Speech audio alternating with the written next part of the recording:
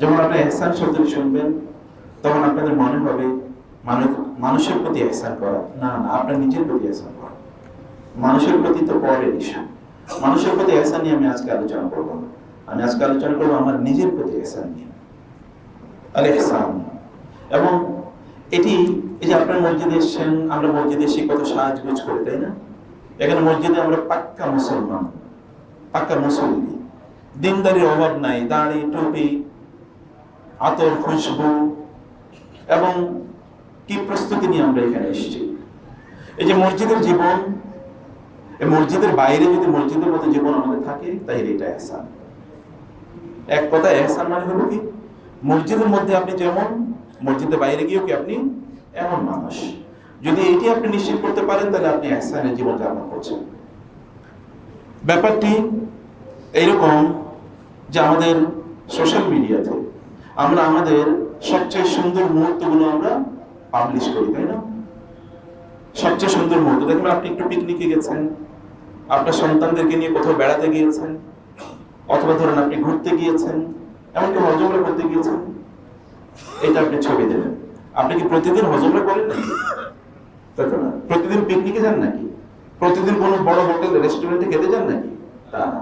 আপনি সবচেয়ে সুন্দর জামা কাপড় পরে ছবি তুলে এরপরে ফেসবুকে পোস্ট দিলেন, লোকেরা বলবো ওয়াও, আপনিও খুব ভালো ফিল করছেন। এই যে পাবলিক ফেস আর প্রাইভেট, আপনার স্ত্রীর সাথে আপনি খুব ভালো মুহূর্ত কাটাচ্ছেন, এরকম একটা পোস্ট দিলেন, তার সাথে ঘুরতে যাচ্ছেন, কিন্তু প্রতিদিন যে তার সাথে মারামারি করেন এটা কিন্তু কোথাও খবর নেই। এটা কিন্তু পত্রিকায় আসে না, এটা কিন্তু ফেসবুকে আসে না।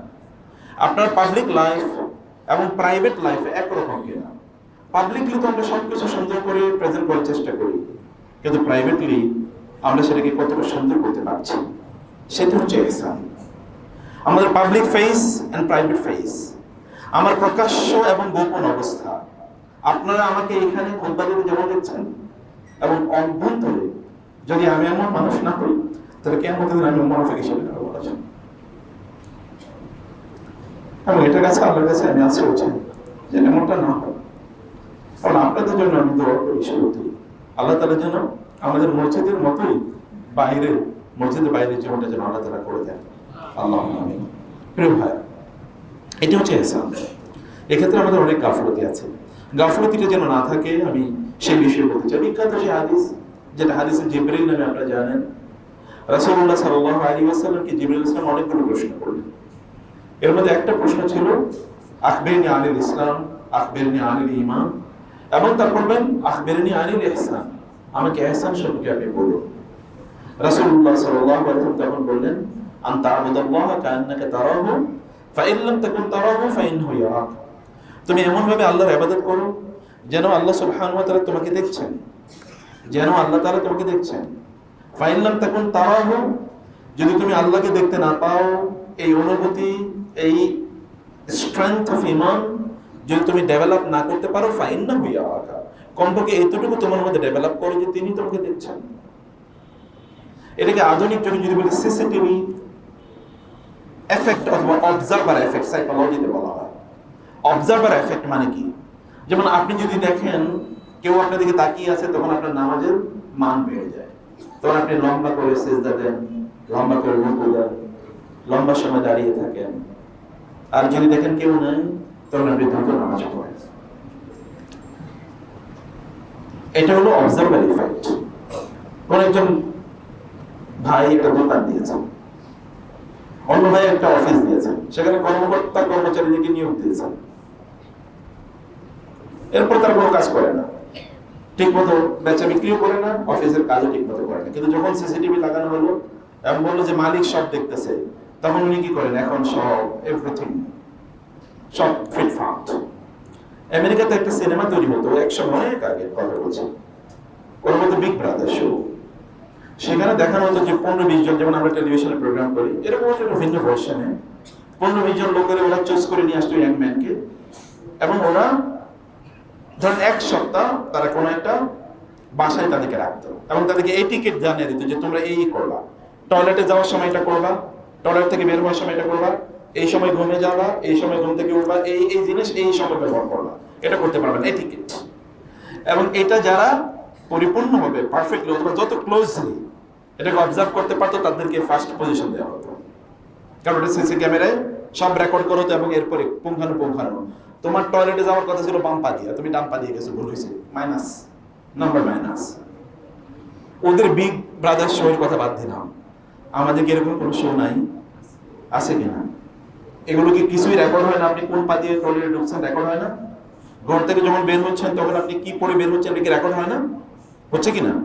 ওয়া তাকাল্লুবাকা ফিস সাজিদিন, আল্লাহ তাআলা রাসূলকে বলছেন আল্লাযী ইয়ারাকা হিনা তাকুম, আল্লাহ তাআলা দেখেন যখন আপনি দাঁড়ান নামাজে, ওয়া তাকাল্লুবাকা ফিস সাজিদিন, এবং সিজদায় আপনার যে লুটিয়ে পড়ো এটাও আল্লাহ সুবহানাহু ওয়া তাআলা দেখেন। কদ নারা তাকাল্লুবা ওয়াজহিকা ফিস সামা, আল্লাহ দেখেন আপনি বারবার আকাশের দিকে তাকাচ্ছেন, বারবার আপনি সিজদায় লুটিয়ে পড়ছেন আল্লাহর কাছে। আল্লাহ তাআলা এগুলো আল্লাহ ইজ অবজার্ভিং এভরিথিং, আল্লাহ সুবহানাহু ওয়া তাআলা সব কিছু দেখছেন। এই যে তিনি আপনাকে দেখছেন, এই তিনি আপনাকে দেখছেন, এটা বইয়ের ডেফিনেশন থেকে বের হয়ে এবার রিয়েল লাইফের ডেফিনেশন, ব্যক্তি জীবনের ব্যবহারটা নিয়ে আমি কেবল আপনাদেরকে কয়েকটা বিষয় বলতে চাই।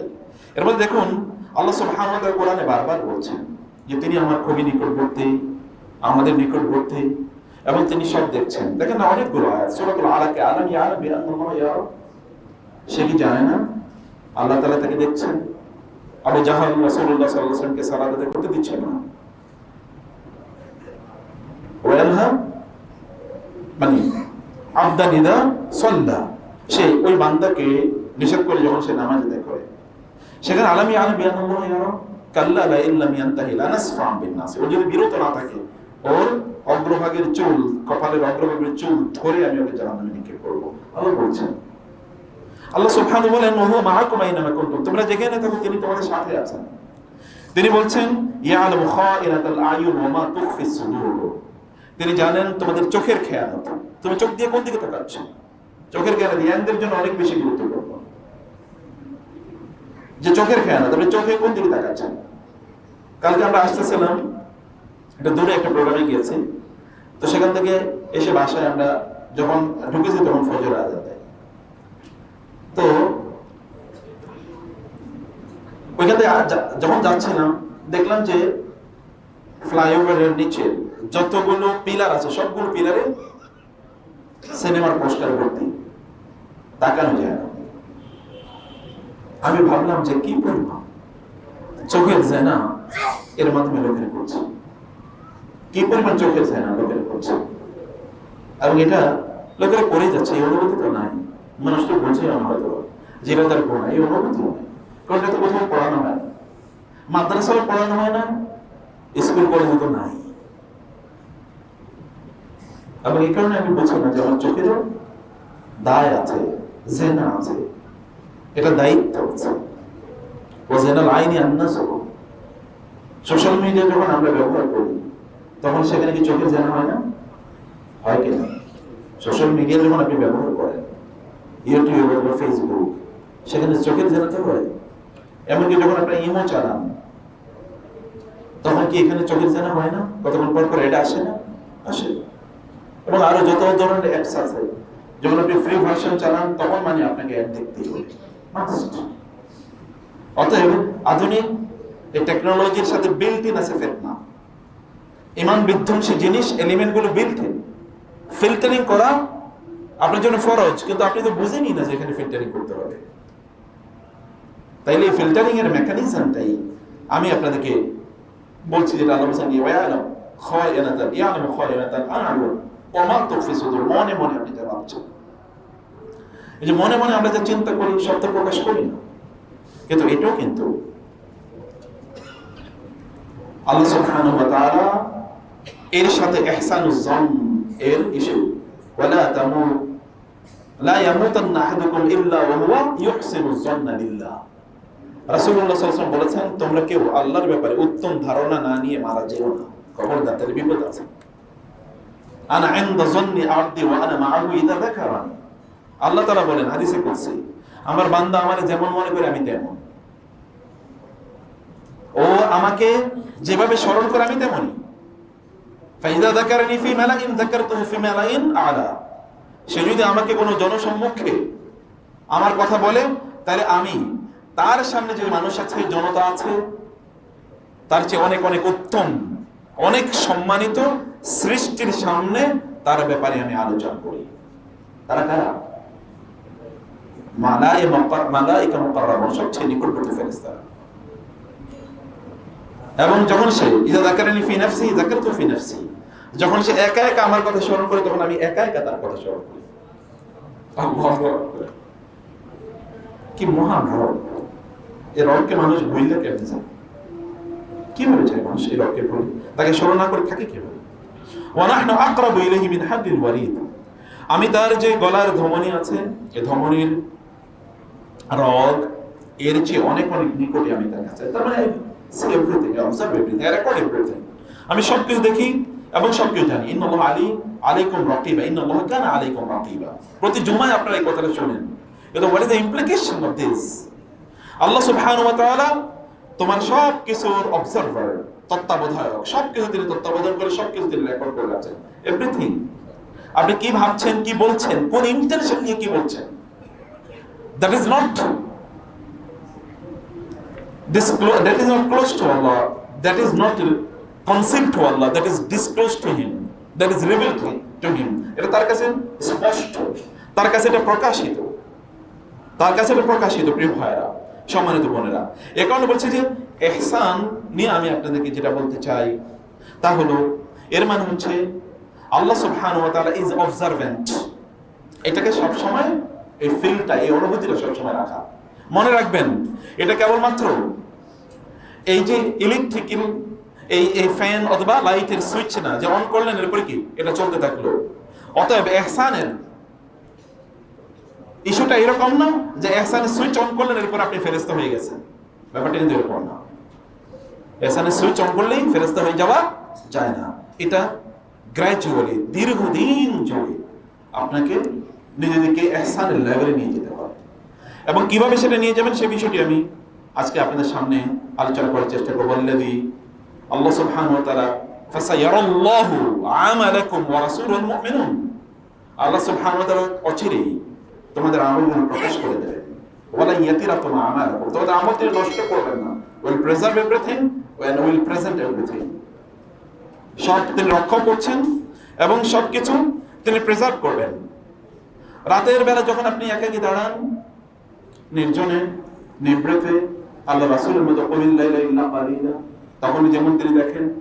আবার ইয়াং জেনারেশন, রাত যত গভীর হয় নীল সংস্কৃতিতে আপনি তত ডুবে যান এবং আপনি তত ইউটিউবের রিলস, শর্টস অথবা হারাম এমন একটা রেলমে আপনি ঢুকে যান যেগুলো আপনি মনে করেন এভরিবডি ইজ অ্যাসলিপ, সব ঘুমিয়ে পড়ছে, কেউ দেখে না। কিন্তু একজন আছেন লা তা'খুযুহু সিনাতুন ওয়া লা নাওম, আল হাইয়ুল কাইয়্যুম, তিনি কোনোদিন মারা যান না এবং তিনি সদা বিরাজমান, বাই স্ট্যান্ডিং বিসাইড ইউ, আপনার পাশেই তিনি আছেন, আপনার সাথেই তিনি আছেন এবং তিনি সব দেখছেন, সব তিনি শুনছেন এবং সব তিনি রেকর্ড করছেন। তার নিয়োগপ্রাপ্ত ফেরেশতারা সব রেকর্ড করে রাখছেন, মাল্টি লেভেলের রেকর্ডিং। কিয়ামতের দিন কেবল এক ধরনের রেকর্ডিংই উপস্থিত হবে না। আপনি জানেন কিয়ামতের দিন কত ধরনের রেকর্ডিং উপস্থিত হবে? হ্যাঁ, আপনার নিজের শরীর কিন্তু আপনার বিরুদ্ধে সাক্ষী দেবে, আছে না? আল-ইয়াওমা নাখতিমু আলা আফওয়াহিহিম ওয়া তুকাল্লিমুনা আইদিহিম ওয়া তাশহাদু আরজুলুহুম বিমা কানু ইয়াকসিবুন। আল্লাহ সুবহানাহু ওয়া তাআলা সূরা ইয়াসিন তো বলেছেন, আর বহু সূরায় একই কথা বলেছেন। লিমা শাহিদতুম আলাইনা, সেদিন লোকেরা বলবে, তাদের চামড়াগুলো তাদের বিরুদ্ধে কথা বলবে, শরীরের অঙ্গ প্রত্যঙ্গ। তো লোকেরা অবাক হবে, লিমা শাহিদতুম আলাইনা, তোমরা আমার শরীরের অঙ্গ প্রত্যঙ্গ আমার বিরুদ্ধে কেন কথা বলছো? তখন তারা বলে, ক্বালু আনতাকানা আল্লাহুল্লাযী আনতাকা কুল্লা শাই, যিনি সব কিছুকে চাইলে কথা বলাতে পারেন তিনি আমাদেরকে আজকে কথা বলতে বাধ্য করেছেন, আমরা তার অবাধ্য হতে পারি না। দুনিয়ায় তো আল্লাহ তার অবাধ্য হয় না, আমাদের শরীরে অবাধ্য। আল্লাহ যা বলেন তাই করে। হঠাৎ করে আপনার হার্ট ব্লক হয়, ব্রেন হ্যামারেজ হয়, আপনার ব্লাড প্রেশার বাড়ে, কত কাহিনী ঘটে, এগুলো কে নিয়ন্ত্রণ করে? আল্লাহ তাআলা। আল্লাহ সুবহানাহু ওয়া তাআলা নিয়ন্ত্রণ করে এগুলো সব, এমনকি আপনার অন্তর। এবং এই কারণে আল্লাহ সুবহানাহু ওয়া তাআলা, এটা তো এক লেভেলে। দুই নম্বর হচ্ছে আপনি যেখানে যেখানে কাজ করেন এভরিথিং আপনার বিপক্ষে অথবা পক্ষে কিয়ামতের দিন সাক্ষী হবে, সবকিছু। আল্লাহ তাআলা বলেছেন সূরাতুল জিলজালে, ওয়া আখরাজাতিল আরদু আসকালাহা ওয়া ক্বালাল ইনসানু মা লাহা ইয়াওমাইযিন তুহাদ্দিসু আখবারাহা বিআন্না রাব্বাকা আওহা লাহা।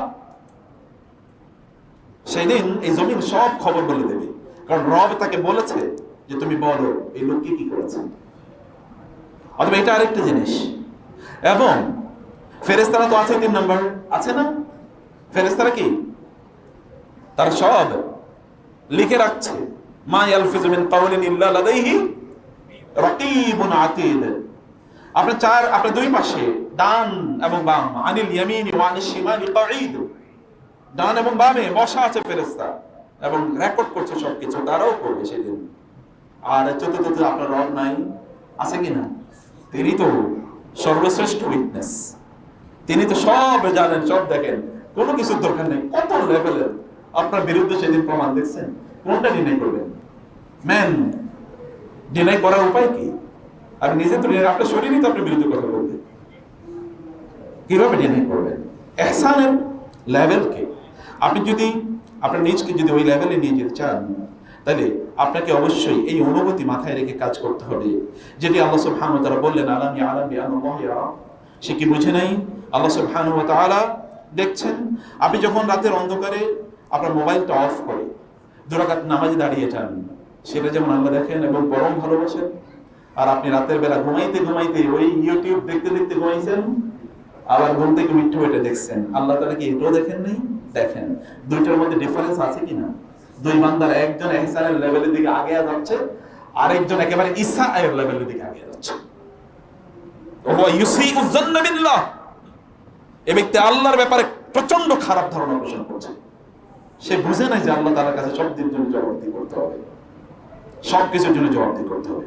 সম্মানিত ভাইরা এবং বোনেরা, এমন অনেক মানুষ আছে এই পৃথিবীতে, তাদের বেঁচে থাকাটা এটা না থাকার মতো।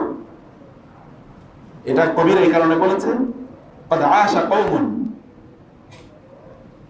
قد مات قوم وعاشت مكارمهم। এমন একদল লোক মারা গেছে, কিন্তু তারা এত ভালো কাজ করে গেছে, তাদের মৃত্যুর পরে ওই ভালো কাজগুলো এখন জীবিত, এখন জীবিত। وقد عاش قوم وهم في القوم اموات। আবার এমন একদল লোক আছে তারা বেঁচে আছে, কিন্তু তারা আসলে মৃত, কারণ এদের জীবন কোনো প্রভাব তৈরি করে না, না তার নিজের জীবনে, না অন্যের সমাজে কিচ্ছু প্রভাব তৈরি করে, অন্যের মাঝে সমাজে তার উপস্থিতি কোনো পার্থক্যই তৈরি করে। It doesn't matter whether he she is living or not। সে কি জীবিত আছে নাকি মারা গেছে, এতে কিছুই যায় আসে না, কারো উপর কোনো ইম্প্যাক্ট নাই। এইরকম একটা নাথিং জীবন যাপন করা, এটা আপনার সাথে যায় না, যে মুসলমানের সাথে যায় না। কুনতুম খায়রা উম্মাতিন উখরিজাত লিন-নাস তা'মুরুনা বিল মা'রুফি ওয়া তানহাউনা আনিল মুনকার। তোমরা শ্রেষ্ঠতম জাতি, মানুষের জন্য কিছু করার জন্য তোমাদেরকে আল্লাহ তাআলা সৃষ্টি করেছেন। মানুষের জন্য বিভিন্ন ভাবে করেন, সেটা এইভাবে হোক ওইভাবে হোক, সেখানে আরেকটা ইহসানের কাজ আছে।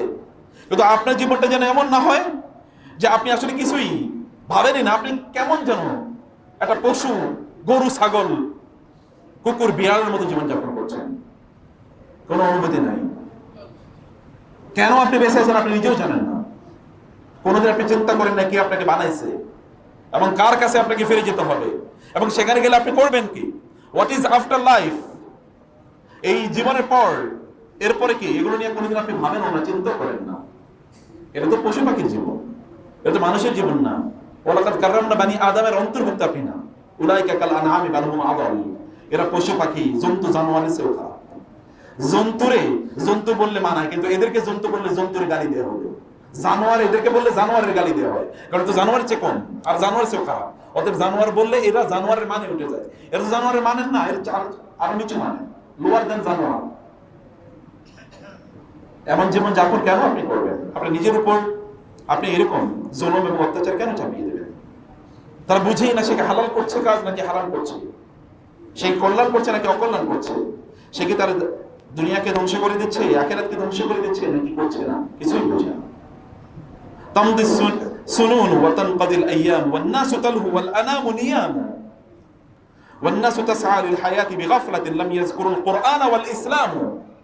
একদল লোকের অবস্থা হচ্ছে এরকম, দিন যায়, রাত যায়, বছর গড়িয়ে যায়, এবং তার কেবল খেলাধুলায় ব্যস্ত, তার কেবল খাও দাও ফুর্তি করে এর মধ্যে তাদের সময় কাটিয়ে যায়। মানুষ কেবল দুনিয়ার জন্য দৌড়াচ্ছে এবং তার জীবন সম্পর্কে সে গাফেল। তারা কোরআন বুঝে না, তারা ইসলাম বুঝে না। ওয়াল মালু আসবাহা জামউহু কাতাজাহুদিন কাতাহাজ্জুদিন ওয়া তামাত্তু'শ শাহওয়াতি সারা কিয়ামু। একদল লোকের দুনিয়ার পেছনে ঘোরা তারা তাহাজ্জুদের নামাজের মতো এরকম গুরুত্বপূর্ণ বানিয়ে নিয়েছে, এবং তাদের আশা আকাঙ্ক্ষা, তাদের মনে যা চায় এটাকে পূর্ণ করাটাকে তারা আল্লাহ সুবহানাহু ওয়া তাআলার সামনে কিয়ামুল লাইলের মতো মর্যাদা দিয়ে দিয়েছে। তারা কিয়ামুল লাইলকে যেমন মর্যাদা দেওয়া উচিত, এরকম তারা এই দুনিয়ার তাদের যে লোভ লালসা, তাদের আরো চাই, আরো লাগবে, এগুলোর পেছনে তারা যেমন ভাবে সময় দেয়, যেমনি ভাবে তার সময় দেওয়া উচিত ছিল তাহাজ্জুদ এবং কিয়ামুল লাইল। قد زين الشيطان كل رذيلة والناس تفعل ما تريد حرام। শয়তান তার কাছে সবচেয়ে খারাপ জিনিসগুলো সুন্দর করে দিয়েছে, সবচেয়ে নিকৃষ্ট জিনিসগুলো শয়তান সুন্দর করে দিয়েছে। বিউটি পার্লারে যাও, সুন্দর করে সাজো, বিয়েতে যাও, পুরুষদেরকে তোমাদের চেহারা দেখাও, এবং পুরুষরা তারাও মহিলার মতো হও, মহিলার মতো আচরণ করো, এগুলোই সৌন্দর্য, স্বাধীনতা। বেগম রোকেয়াকে নিয়ে বিভিন্ন ধরনের আলাপ আলোচনা চলতেছে, মৃত মানুষকে নিয়ে কথা বলতে নাই, কিন্তু বেগম রোকেয়া যা বলছে এটা মুরতাদ কাফেরের চেয়েও খারাপ অবস্থা। এটা তো ওই যুগের, এই যুগের তসলিমা নাসরিন আর এই যুগের তসলিমা নাসরিন। আপনারা তো এত বেগম রোকেয়া, নারী জাগরণ, কোন নারী জাগরণ? তো এই নারী জাগরণ তো এখন নারীবাদীরা করতে, তাহলে সমস্যা কি? আমরা দোয়া করে আল্লাহ তাআলা তাকে ক্ষমা করে দিন, তার কিছু ভালো কাজও আছে, কিন্তু দিন যদি না বুঝে তাহলে তাই হবে। সম্মানিত ভাইরা, এটা আমার টপিক না, কিন্তু আপনাদেরকে শুধু কাজ দিয়ে রাখলাম, আপনারা বুঝবেন যে এগুলো শোনেন, এগুলো নিয়ে আমার নিয়ে হচ্ছে বিতর্ক হচ্ছে ব্যাপক পরিমাণ। এটা আপনাদেরকে বুঝতে হবে। দিন না বুঝলে আপনার কাছে মনে হবে যে সেলিব্রিটি বানায় দিয়েছে নাস্তিককে। এই জমিনে আল্লাহর সবচেয়ে নিকৃষ্ট কীট যেগুলো, এগুলো হচ্ছে জমিনের সবচেয়ে বেশি সেলিব্রিটি। কে বানাইছে সেলিব্রিটি? শয়তান। শয়তানের কাজই তো এটা, সেলিব্রিটি বানানো। এবং ইয়া নাফসি ইয়াফকি, ইয়া নাফসি ইয়াকফি ফাযুনুবু কাসীরাতুন ইন্নাল গুরুরা ইউসাব্বিবুল ইজরাম। এ মানুষ, তুমি মনে রাখবা তোমার অনেক অপরাধ হয়ে গেছে, এনাফ ইজ এনাফ, এনাফ, যথেষ্ট করছো, যথেষ্ট করছো, এখন থামো। ইন্নাল গুরুরা ইউসাব্বিবুল ইজরাম। তোমার ধোঁকা তোমাকে আরো পাপে উদ্বুদ্ধ করে, তুমি নিজের ধোঁকার মধ্যে নিমজ্জিত। তুমি মনে করছো আমি তো জুমাবারে নামাজ পড়ে আমার ঠেকায় কে জান্নাতুল ফেরদাউস থেকে টিকিট পেয়ে গেছো, তাই না? তুমি মনে করছো এরকম। ভালো করে বুঝো যে তুমি কি করছো। প্রিয় ভাইরা, ঈসা আলাইহিস সালাতু ওয়াস সালাম দেখলেন একটা বৃদ্ধা নারী, টুলটুল বৃদ্ধা যাচ্ছে, এবং কিন্তু তার গায়ে প্রচুর পরিমাণে অনেক অলংকার, প্রচুর পরিমাণে অলংকার। তখন তাকে জিজ্ঞেস করো তুমি কে? বলে আমি তো দুনিয়া। তুমি এরকম টুলটুলি বুড়ি, তারপর তোমার শরীরে এত অলংকার, ঘটনা কি? বিয়ে করলে না এখনো তুমি? বলে করছি। বলে কয়জনে করছে? বলে কত যে করছে ঠিক নাই। বলে তারা কই? বলে সবাই আমি হত্যা করে ফেলছি, সবাই মেরে ফেলেছি। কারুন, ফেরাউন, হামান, এরা সবাই কি এই দুনিয়ারই দাস, এই দুনিয়ারই তারা কৃত দাস। এই বুড়িরই তারা বিয়ে করছে, এবং এই বুড়ি তাদেরকে এরকম এরপর হত্যা করছে। আপনাকে বুঝতে হবে যে আপনি এটা তো একটা বিষ, এটাকে আপনি ঔষধ হিসেবে ব্যবহার করছেন নাকি আত্মহত্যার জন্য ব্যবহার করছেন, সেটা দেখতে হবে। এটাকে ঔষধের মতো করে ব্যবহার করেন, বিষটাকে তো ওষুধও বানানো যায়। কিভাবে বানানো যায়? You should know that. আপনাকে সেটা জানতে হবে। সেটা জানার জন্য আপনাকে অবশ্যই দিন বুঝতে হবে। যদি আপনি না বুঝেন তাহলে তো হবে না। বিশর আল হাফি তিনি একবার রাস্তা দিয়ে যাচ্ছিলেন, তার সাথে একজন লোক আছে। তিনি বললেন একটু পানি খাবো, এই যেখানে একটু পানির কূপ আছে বা পানি খাবো না, সামনে আবার আবার পিপাসা, আরো সামনে, আরেকটু সামনে, আরেকটু সামনে, আরেকটু সামনে।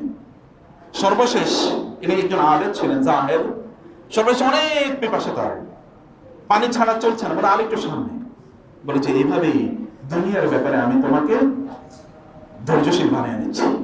তোমার দুনিয়া লাগবে, কিন্তু তারপরও তোমাকে ধৈর্যশীল বানাচ্ছি। একটু আচ্ছা, আস্তে, স্লো স্লো গো স্লো, আস্তে আস্তে যাও। এর পেছনে পাইছো একেবারে ধাপে পড়লো না। এটা তুমি বুঝো যে এটা হালাল নাকি হারাম, এটা তোমার জন্য কল্যাণকর নাকি অকল্যাণকর। তোমার রবের পথে চলতে হলে তোমাকে ধৈর্যের সাথে চলতে হবে। ইন্নামাস সাবরু মা তাসাব্বুর। ধৈর্য আসে ধৈর্যের প্র্যাকটিসের মাধ্যমে। আল হিলমু বিত তাহাল্লুম, আস সাবরু মা তাসাব্বুর, ওয়াল ইলমু মা তাআল্লুম, জ্ঞান অর্জন। জ্ঞানী হয় কেবলমাত্র ব্যক্তি যদি জ্ঞান অর্জন করতে থাকে, জ্ঞান এর পথে যদি ব্যক্তি চলতেই থাকে।